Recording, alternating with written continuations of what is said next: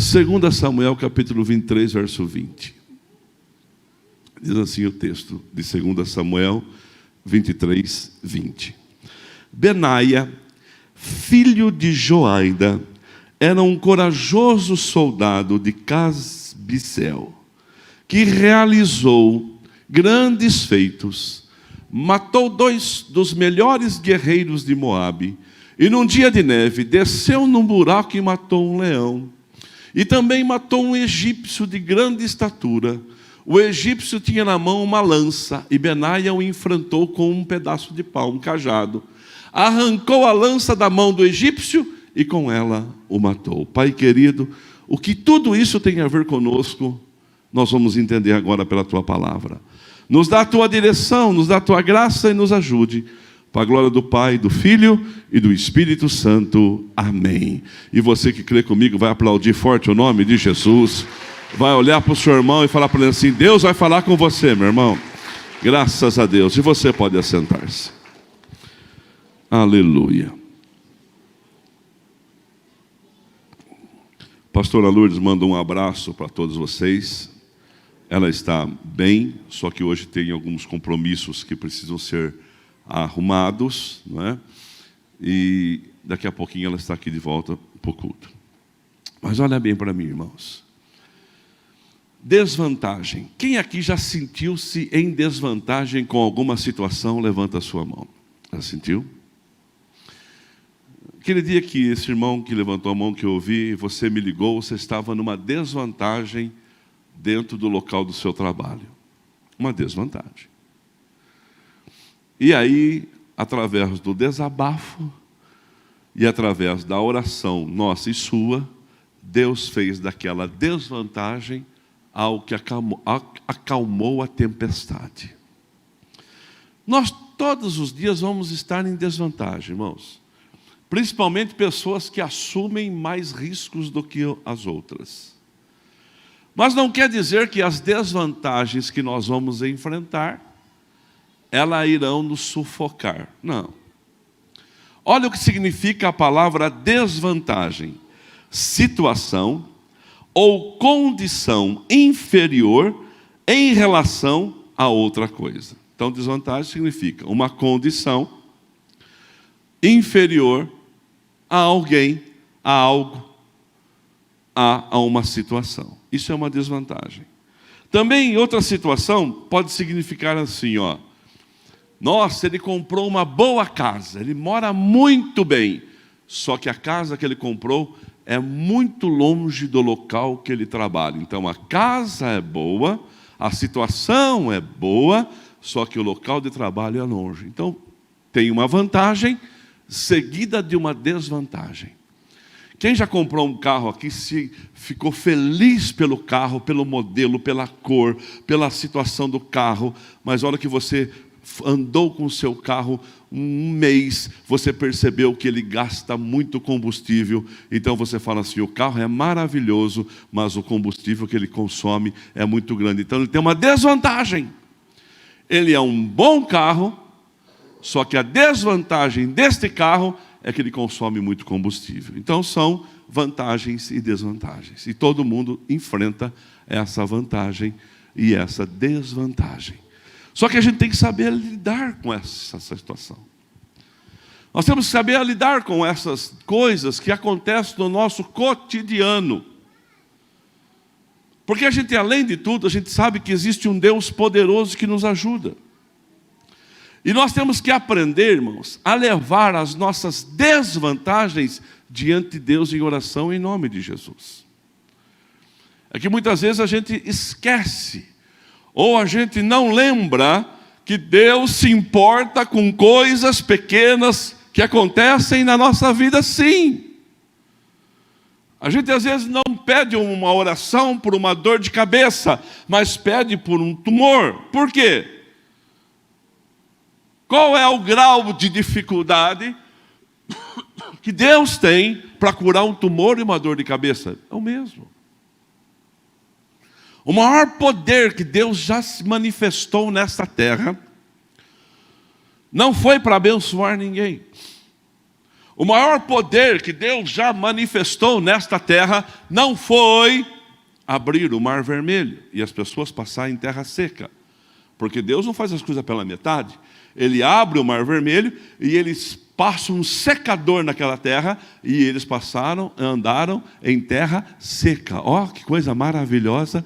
E eu profetizo na sua vida. Deus abre caminhos e estabelece na sua vida a vitória. Não foi Davi derrubar um gigante. Não foi. Irmãos, aquele morto que estava enterrado em uma sepultura rasa, e de repente jogam o corpo do profeta Eliseu para ser enterrado aonde está, ou melhor, Eliseu estava em... Confundi tudo aqui. Sei que quando o corpo de Eliseu tocou no corpo do homem morto, ou melhor, Eliseu estava enterrado, agora sim. Eliseu estava enterrado e numa guerra foram enterrar um soldado. E Eliseu estava morto. E aí pegaram o soldado que tinha morrido e jogou naquela cova. E a cova era do Eliseu.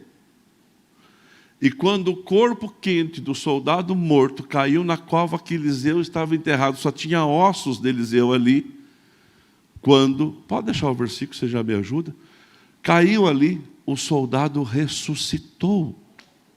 Olha lá, irmãos. Certa vez, enquanto alguns israelitas sepultavam um homem, viram de repente uma dessas tropas, então jogaram o corpo do homem no túmulo de Eliseu e fugiram. Assim que o cadáver encostou nos ossos de Eliseu, o homem voltou à vida e se levantou. Meu Deus! Esse é o poder, pastora Áurea, que a gente serve. Essa é a manifestação que a gente acredita. Mas o maior poder, Lucas, já manifestado nesta terra, não é de nenhum milagre, mas o maior poder que Deus manifestou nessa terra foi quando Jesus ressuscitou. Porque Ele ressuscita. Então Deus colocou todo aquele poder em Jesus para a sua ressurreição. E eu profetizo na sua vida, esse poder opera na sua casa, na sua família. O poder do Cristo ressurreto. Quem crê vai dando graças a Deus. Então fala comigo assim: eu posso estar em desvantagem, mas o maior poder deste céu, desta terra, opera na minha vida. Quem quer nisso, dá graças a Deus. Então amanhã você vai lembrar disso. O maior poder do céu e da terra opera na sua vida, que é o do Cristo ressurreto. Só que sempre nós estamos em algumas desvantagens. E a gente precisa aprender a trabalhar com as desvantagens da nossa vida. Eu já contei aqui, talvez você não se lembre. Minha vida pessoal nunca foi uma vida atrapalhada, sempre foi uma vida tranquila. Mas em virtude de eu ser um líder religioso, e sempre tentar fazer as pessoas que me ouvem frequentemente a sonhar, eu sempre assumi riscos. E vou dizer uma coisa para vocês, meus irmãos. A gente vai aumentando a dificuldade dos riscos que a gente vai assumindo.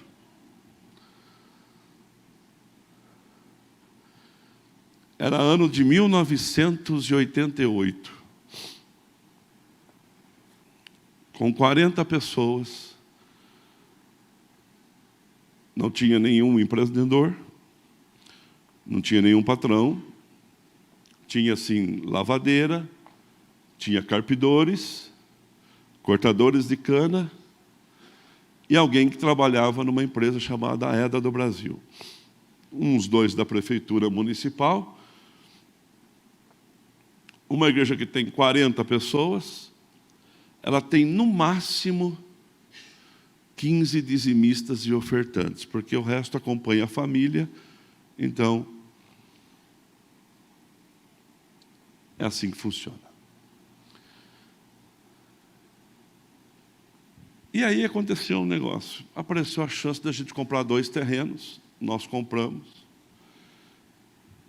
E aí a gente começou a construir aquele prédio. A construção do prédio. Deus levantou pessoas de muitos lugares para me ajudar com mão de obra e com valor. Não valores expressivos, mas valores que na época me ajudaram muito. Só que um dia eu comprei uma carreta de areia. Uma carreta de areia. 2 metros um trator leva numa carreta de areia. Se você comprar no porto, lá a gente comprava do porto, onde extraía areia, porque é tudo pertinho, você paga hoje R$ 40 uma carreta de areia, ou 1 metro de areia, 80. Se você comprar em qualquer depósito da cidade, você vai pagar de 80 a 90 1 metro de areia. Então vamos supor que o compromisso era de R$ 150. Mas, irmãos, já chegou o final do mês na sua casa e você saiu caçando moeda para tudo quanto é lado? Com quem já aconteceu isso aqui? Levanta, tem coragem de levantar a mão. Está vendo como é coisa que acontece na casa de todo mundo? Já foi na padaria comprar pão no supermercado e já falou, e já pediu 4 pãezinhos, quando você viu quanto que deu na balança e quanto você tinha no bolso? Aí você falou assim, você pode tirar um que eu lembrei que 4 é muito? Já aconteceu com você isso? Com quem já aconteceu? Já aconteceu? Estou falando que eu sou profeta.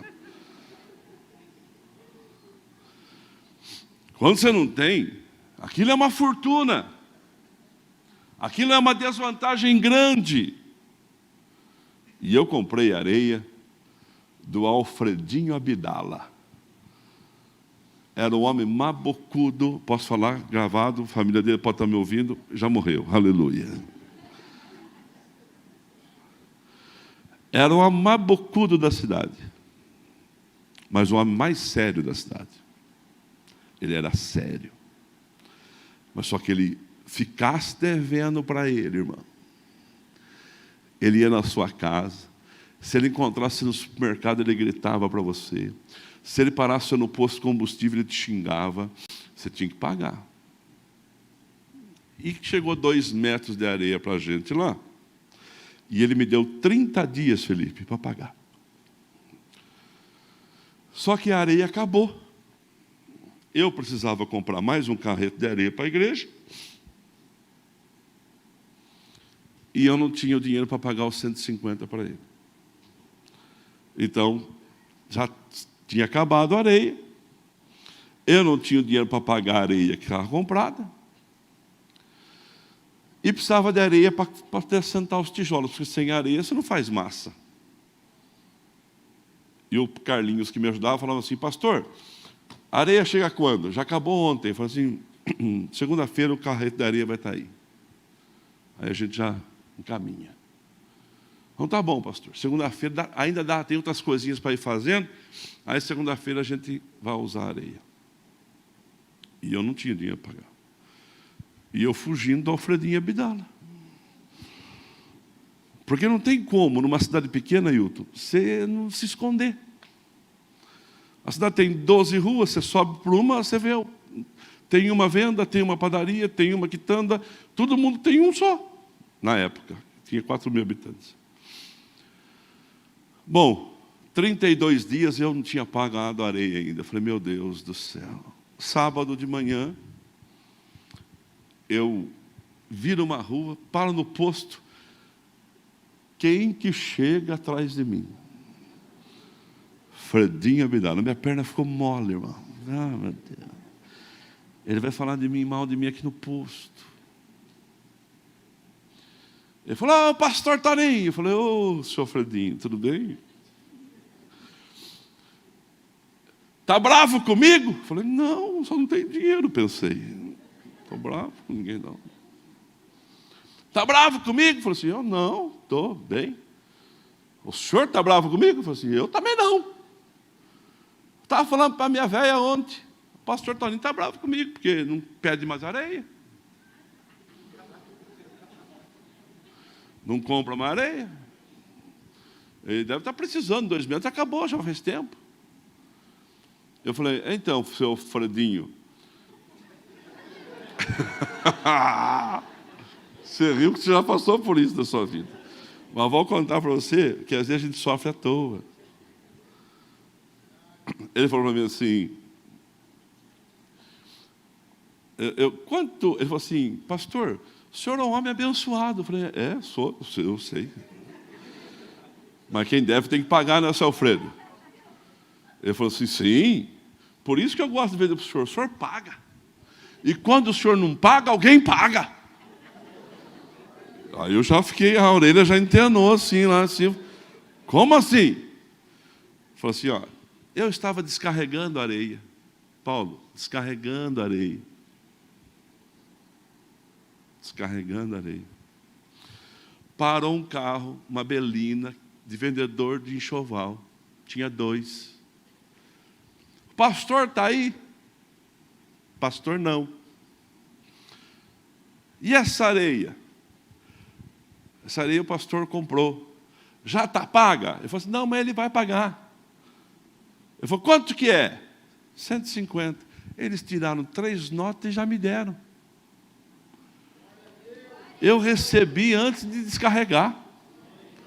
Irmão, eu 30 dias fugindo do homem. Fernando, irmão, esposa, fugindo do homem, 30 dias precisando de areia. Deus já tinha resolvido a minha situação. Deus já tinha dado vantagem na minha desvantagem. Eu profetizo na sua vida, Deus vai te dar vantagens na sua desvantagem. Quem crê vai dando graças a Deus. Aquilo foi uma lição. Foi uma lição. Não fujo mais dos meus medos. Vou chegar lá. Não fujo mais. Deus já tinha resolvido a minha dificuldade e eu fugindo dela. Olha bem para mim. Benaia é diferente da gente? Não. Benaia é um homem igual a todo mundo. Podia ser uma mulher, mas aqui é um homem. Benaia era um dos valentes de Davi. Ele não era um dos melhores. Tinha 3 melhor do que Benaia. Benaia era o 4º de todos os valentes de Davi. Tinha 3 que eram melhores que Davi, que Benaia. Esses 3, se você continuar lendo, você vai ver os feitos dos valentes de Davi. Esses 3, eles eram fora de série. Eles eram os top de linha. Um dos feitos dele, desses 3, é que Davi estava sentado assim na caverna e ele falou assim em voz alta, ah, que vontade de beber um copo de água. Ah, que vontade de tomar uma jarra de água da fonte que tem lá em Belém. Alguém falou assim, a boa água lá, maravilhosa, água gostosa. Ah, que vontade de beber um copo de água daquela fonte. Os 3 estavam passando e escutaram. E disseram assim, o que ele quer? O nosso capitão quer beber água da fonte que tem em Belém. Ah, é? Ele quer? Quer. Quando esses homens chegaram na caverna para Davi, Carlos e Áurea, eles eram homens comuns, pode ler na Bíblia, endividados, homens sofridos, homens que não tinham direção nenhuma para a sua vida. Aqui ela já colocou o versículo. Tenta achar para mim, Sara, esse versículo que eu falei agora, que Davi estava na caverna e chegou o homem, pode pôr no Google, endividados, que vai chegar lá. Você acha esse versículo para mim, depois você volta a esse. Esses homens que chegaram até Davi, eram homens comuns, mas Davi foi treinando-os. Irmãos, nós também somos pessoas comuns, mas Deus está nos treinando. Você pode dar um glória a Deus por isso? Levanta a sua mão direita e fala assim, meu Deus, eu sou comum, mas o Senhor está me treinando no dia a dia da minha vida para ser superador. Sim ou não? Eu te abençoo. Tudo, vai vindo as coisas como treinamento, até a dificuldade. Eu vim aqui hoje, depois de quase 31 anos, falar para você de uma experiência que eu vivi, e aquele dia eu não estava entendendo que eu estava sendo treinado para outras coisas maiores que Deus ia me conceder. E aí, quando eles chegam, eles não são ninguém. Mas agora eles são soldados. Agora eles estão sendo treinados. E Davi tem essa vontade de beber água. Achou o versículo? Achou. Beber água da fonte que está em Belém. Também juntaram-se a ele todos os que estavam em dificuldades, os endividados, os descontentes, e ele se tornou o líder deles, e havia cerca de 400 homens com eles. Irmão, Davi foi o maior psicólogo, terapeuta, psiquiatra, professor, treineiro que já existiu sobre essa terra. Porque ele estava com ele 400 homens, ao currículo dos homens: descontente, endividado, em dificuldade. E Davi os treinou e tornou-se líder deles. É Deus que faz essas coisas. Aquele que bebia já não bebe mais. Aquele que vivia uma vida de pecado já não vive mais. Porque quem está em Cristo, nova criatura é. As coisas elas se passam e tudo se faz novo. Você pode dar graças a Deus onde você está. E agora Davi, então, está lá. Depois de um tempo de ter afinidade com aquelas pessoas, ele fala assim: tenho vontade de beber água. Pode voltar ao versículo agora. Que está lá na fonte de Belém. 3 passavam, escutou, falou assim: não, ele quer beber água? Vamos buscar. Mas não era aí aqui no McDonald's e falar assim: dá 2 Big Mac. Se comprar 3, paga 15, então dá 3. Coca-Cola e tudo aqui, tudo que eu tenho direito. Não é aqui no Habib's, não é aqui nos restaurantes, não é ali, não é no supermercado buscar uma fonte, uma água engarrafada, não é. É buscar água que está lá em Belém. Eu estou aqui no deserto, na caverna de Adulão, para que eu chegue em Belém, tem os filisteus, tem dificuldade, tem perigo, e eu posso morrer. E os 3 arriscaram a vida e foram buscar. Foram para o acampamento, chegaram lá, pegaram os jarros de água e trouxeram para Davi. Davi está sentado assim, chegam os 3 depois de 4, 5 horas de viagem e fala assim: o que é isso? É a água que o senhor queria beber? Nós fomos lá em Belém buscar água para o senhor. Meu Deus! Meu Deus! Quem acha que Davi bebeu a água, levanta a mão. Quem acha que Davi não bebeu aquela água, levanta a sua mão. Davi não bebeu aquela água. Claudinei, sabe o que ele fez? Ele jogou a água fora. Ele falou assim: eu beber da água que poderia custar o sangue dos meus irmãos? De jeito nenhum. Você imagina se aqueles 3 fossem mimimi? Nossa, trouxe esse presente do pastor, ele nem ligou. Se você já me deu uma camisa e eu não usei, eu não a dei, tá? Os meus erros não pegam mais. Eu estou liberto deles em nome de Jesus, porque eles estão, os 2, mais pesados do que eu, então não serve. Se não serve para mim, não serve para eles.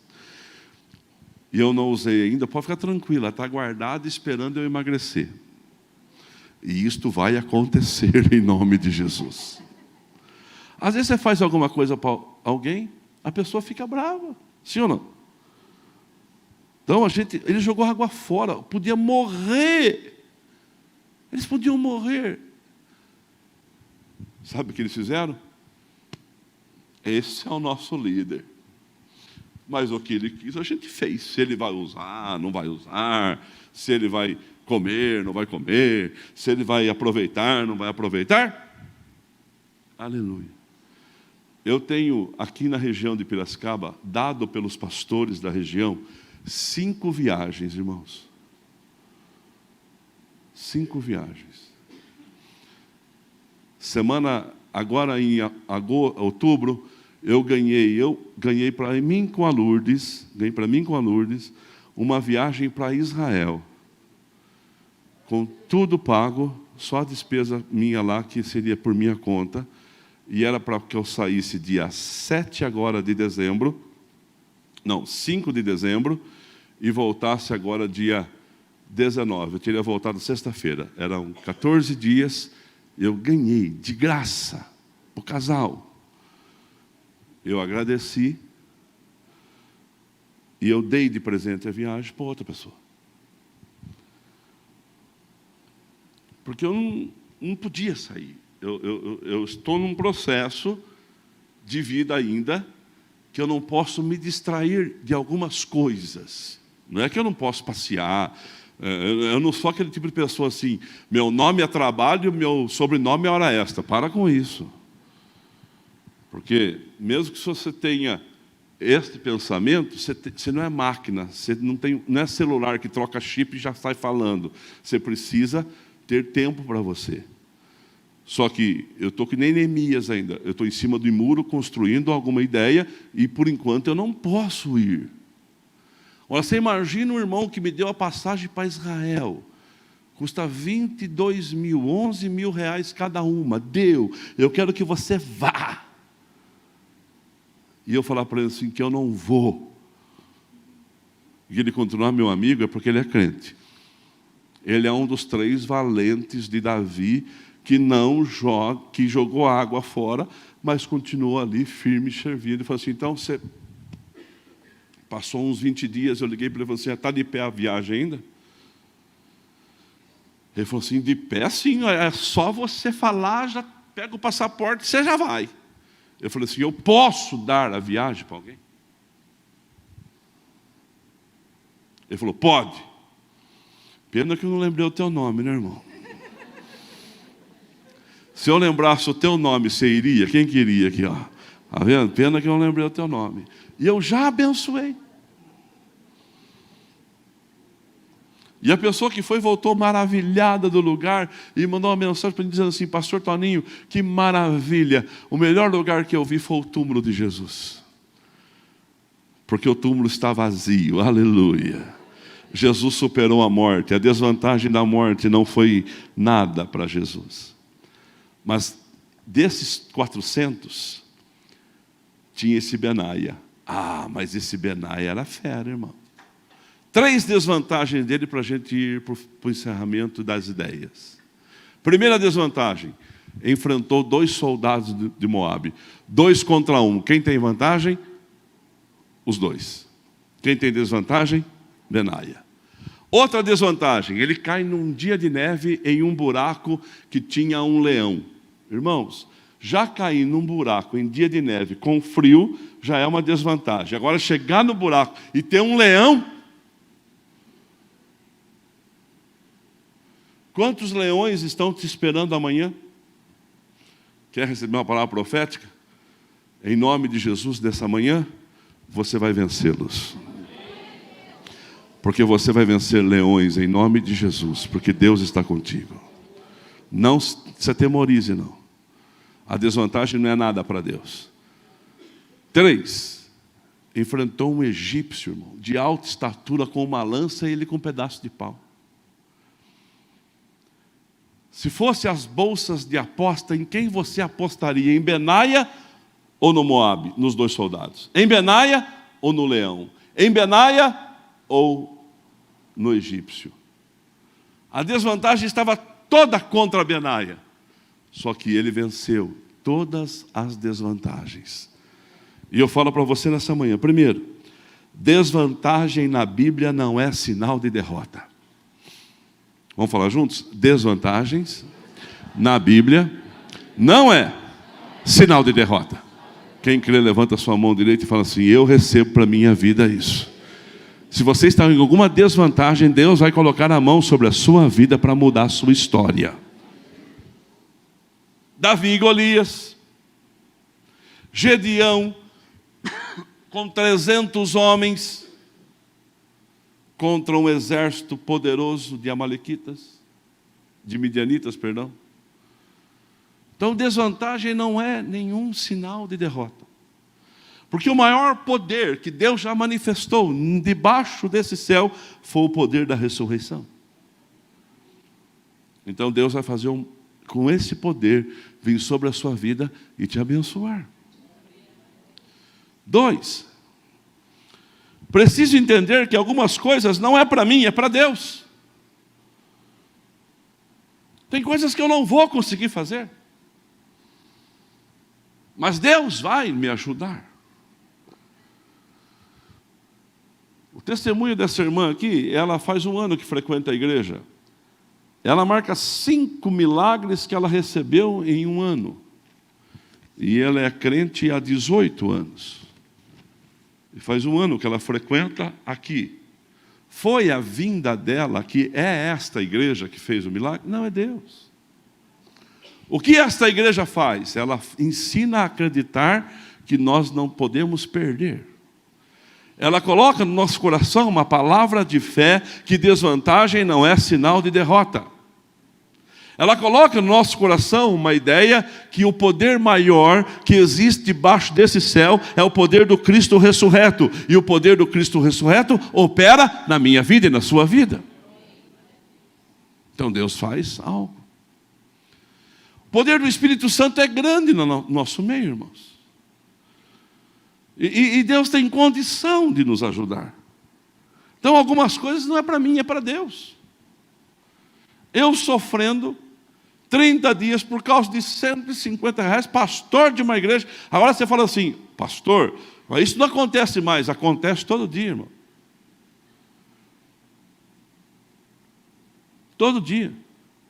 Em menor escala, em maior escala, todo dia tem pastores que estão sofrendo por causa de passos de fé que deram. Uns porque comprou um terreno, outros porque comprou uma cadeira, mas enfim, cada um tem o seu tamanho. Cada um tem o seu tamanho. E se hoje a gente vê o que Deus faz aqui, é porque houve treinamento de coisas antigas que hoje estão só aumentando, como diz a linguagem hoje politicamente correta, potencializando as conquistas. E você é a mesma coisa. Houve dias na sua vida que você chegava na casa da sua mãe e R$20 que o seu pai te desse resolvia o teu dia. E hoje eles não podem resolver. Houve dias na sua vida que um remédio de dor de cabeça tirava toda a dor do seu corpo. E hoje talvez nem morfina tira a dor do seu corpo.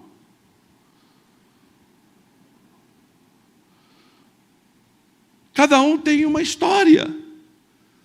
Mas eu vou dar uma notícia para você. Deus dá conta da nossa história. Deus dá conta da nossa história.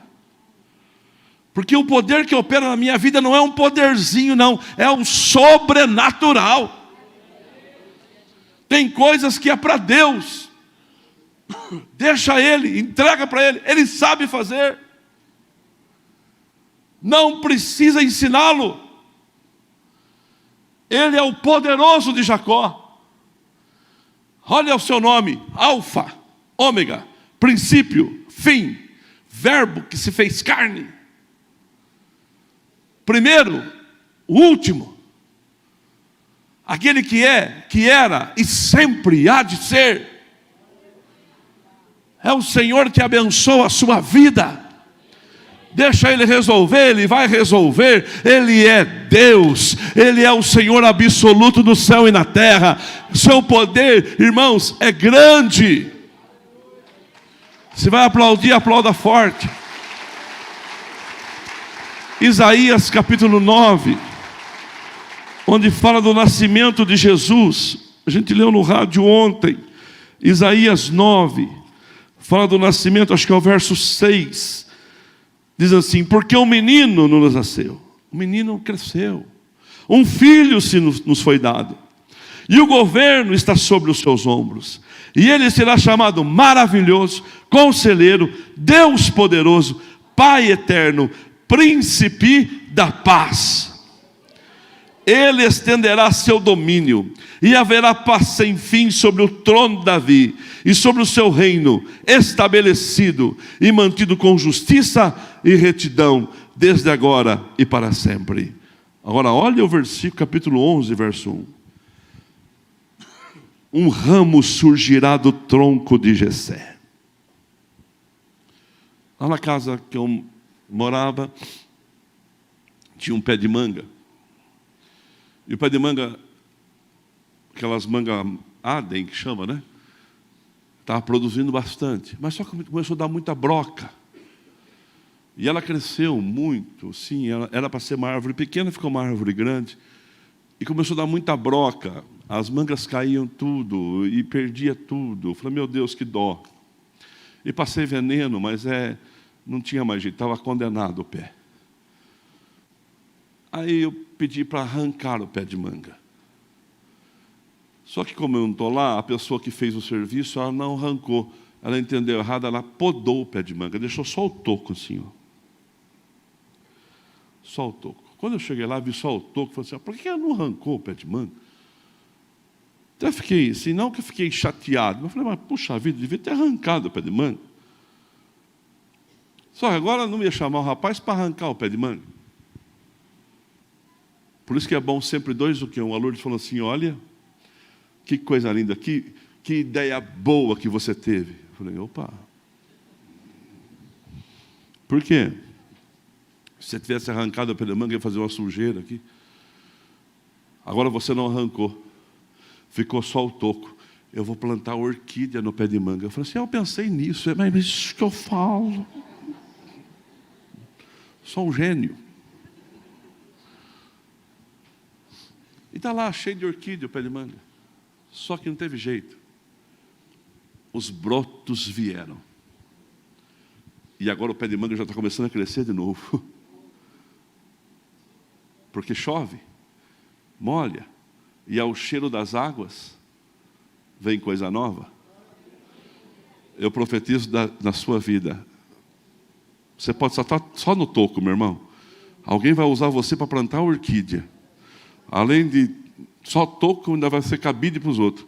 Mas a boa mão do Senhor está sobre a sua vida. Daqui a pouco um raminho verde vem chegando aí em nome de Jesus. E as copas vão acontecer novamente. Você pode crer nisso? Porque tem cheiro de água nesse lugar e na sua casa. Tem coisa que é para Deus. Olha só o que diz o versículo 11. Um ramo surgirá do tronco de Jessé e das suas raízes botará um renovo. O Espírito do Senhor repousará sobre ele. O Espírito que dá sabedoria, entendimento. O Espírito que traz conselho e poder. O Espírito que dá conhecimento e o temor do Senhor. E ele inspirará no temor do Senhor. Não julgará pela aparência e nem decidirá com base no que ouve. Irmãos, Deus é esse o Deus que está sobre a sua vida. Tem coisas que é para Deus. Senhor, cuida das nossas desvantagens. E estou terminando. 3. O medo, você precisa vencê-lo. Você não convence o medo a sair da sua vida. Ah, medo, sai daqui. Não, o medo não sai assim, medo se enfrenta.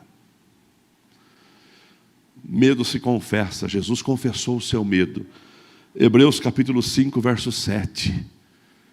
Hebreus 5, 7. Jesus convencendo, ou melhor, falando publicamente do seu medo. Ele diz assim, durante os seus dias de vida na terra, Jesus ofereceu orações e súplicas em alta voz.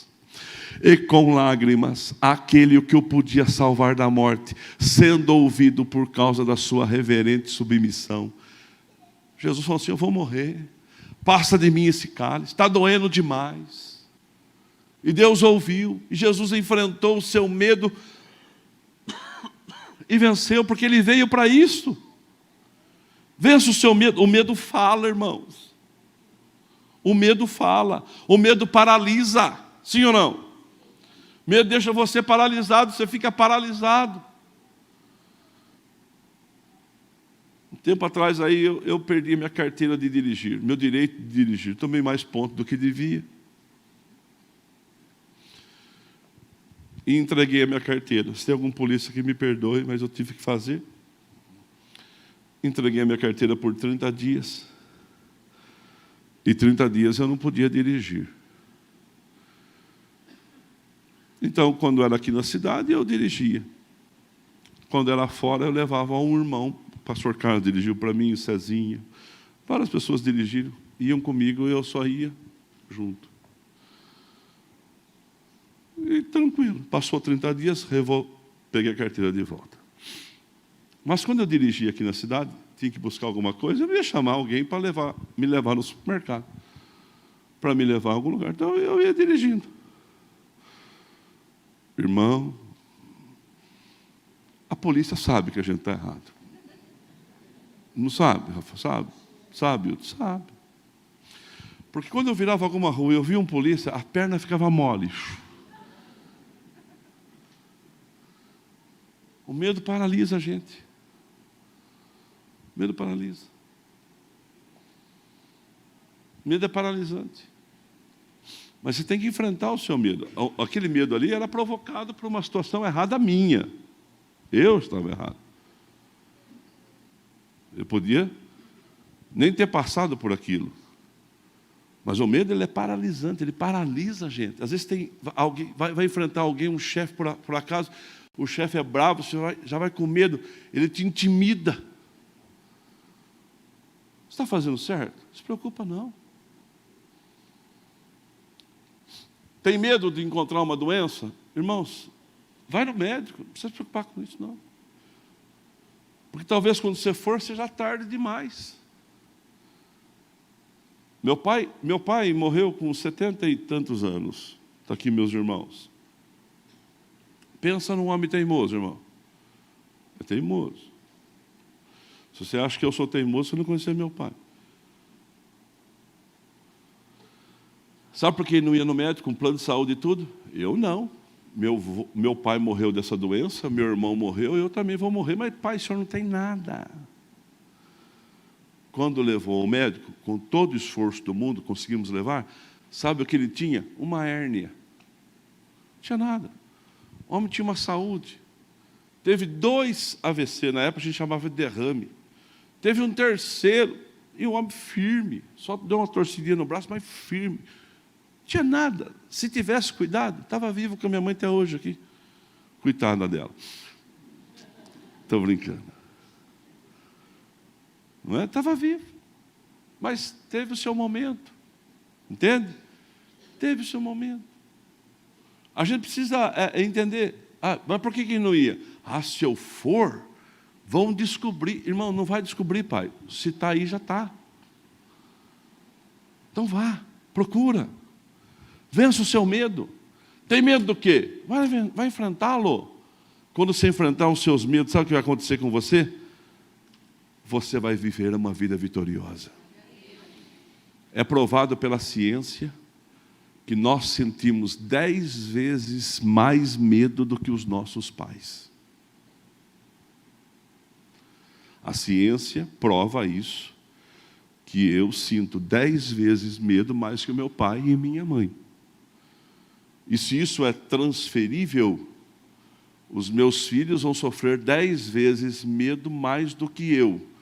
E o neto mais 10. Então, há um nível que vai aumentando isso. Então, vamos parar aqui. Eu não quero que eles sintam mais medo do que eu. Vamos parar aqui. Vamos vencer isso agora, em nome de Jesus. Se a sua desvantagem é o medo, vença.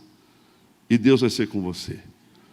E eu termino dizendo para você, nós temos que ser um pouco mais ousados e assumir um pouco mais de risco, porque Deus vai ser conosco e vai nos abençoar. Põe a mão sobre o seu coração e fala comigo assim: Senhor meu Deus, em nome de Jesus, hoje eu entendi que o poder que opera na minha vida é do Cristo ressurreto. E eu entendo que toda desvantagem diante do Senhor se torna vantagem. Por isso, em nome de Jesus, eu recebo para a minha vida para minha casa o milagre. E recebo agora, Pai, porque terei ousadia, terei determinação e acreditar na tua palavra que vence o mundo. Haramati kandalabari shori andalabari.